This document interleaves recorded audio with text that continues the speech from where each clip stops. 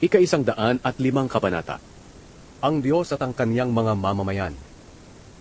Pasalamatan niyo ang Panginoon. Sambahin niyo siya.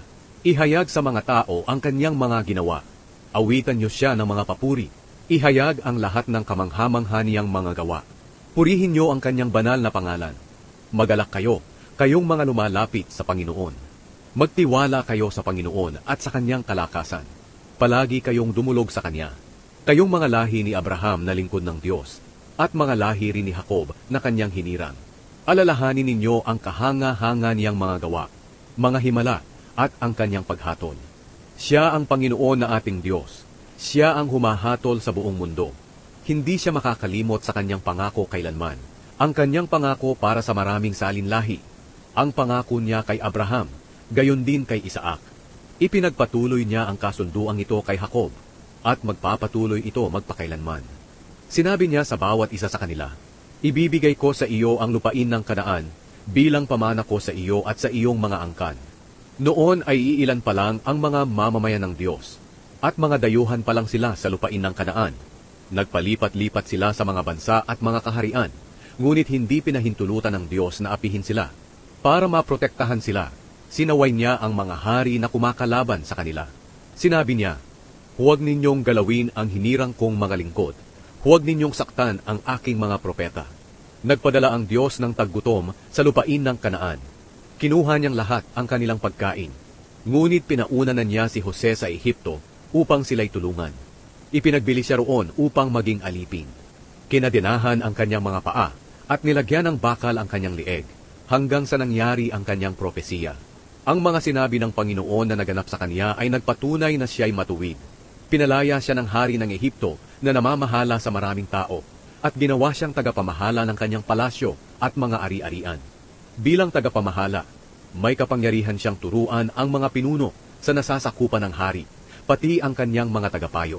Pagkatapos pumunta si Jacob at ang kanyang pamilya sa Ehipto na lupain ng mga lahi ni Ham, at doon sila nanirahan bilang dayuhan.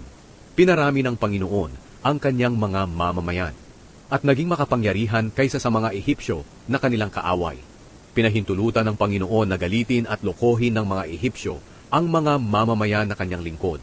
Sinugo niya si Moises na kanyang lingkod at si Aaron na kanyang hinirang. Ipinakita nila sa lupain ng mga lahi ni Ham ang mga himala na ginawa ng Diyos. Pinadilim ng Diyos ang lupain ng Ehipto, ngunit sumuway pa rin sila sa kanyang mga utos. Ginawa niyang dugo ang kanilang mga tubig, kaya namatay ang kanilang mga isda. Napuno ng palaka ang kanilang lupain at pinasok pati ang mga silid ng kanilang mga pinuno. Nagutos ang Diyos at dumating sa kanilang lupain ang napakaraming niknik at langaw. Sa halip na ulan ang ibinigay sa kanilang lupain, yelo ang bumagsak na may kasamang mga kidlat. Sinira niya ang tanim nilang mga ubas, mga puno ng igos at iba pang mga punong kahoy. Sa kanyang utos dumating ang mga balang na hindi mabilang, at kinaing lahat ang kanilang mga tanim, pati ang mga bunga nito. Pinatay ng Diyos ang lahat nilang panganay na lalaki. Pagkatapos nito, pinalabas niya ang mga taga-Israel sa lupain ng Ehipto na wala ni isa mang napahamak, at may dala pa silang mga pilak at ginto. At sa kanila'y wala ni isa mang napahamak. Natuwa ang mga Ehipsyo nang umalis ang mga taga-Israel, dahil takot sila sa kanila. Sa kanilang paglalakbay, naglagay ang Diyos ng ulap na lililim sa kanila sa init ng araw, at kung gabi apoy naman, upang magbigay sa kanila ng liwanag. Ang mga tao'y humingi ng makakain, at pinadalhan sila ng Diyos ng mga pugo, at binusog niya sila ng pagkain mula sa langit. Pinabitak niya ang bato, at bumukal ang tubig. Umagos ito na parang ilog sa tuyong lupa. Ang lahat ng ito ay ginawa ng Diyos, dahil hindi niya kinalimutan ang kanyang pangako kay Abraham na kanyang lingkod. Pinalabas niya sa Ehipto ang kanyang mga mamamayan, na masayang-masaya at sumisigaw sa kagalakan. Ibinigay niya sa kanila ang mga lupain ng ibang bansa. Pinamana sa kanila ang pinaghirapan ng iba. Ginawa ito ng Diyos upang sundin nila ang kanyang mga tuntunin at kautusan. Purihin ang Panginoon.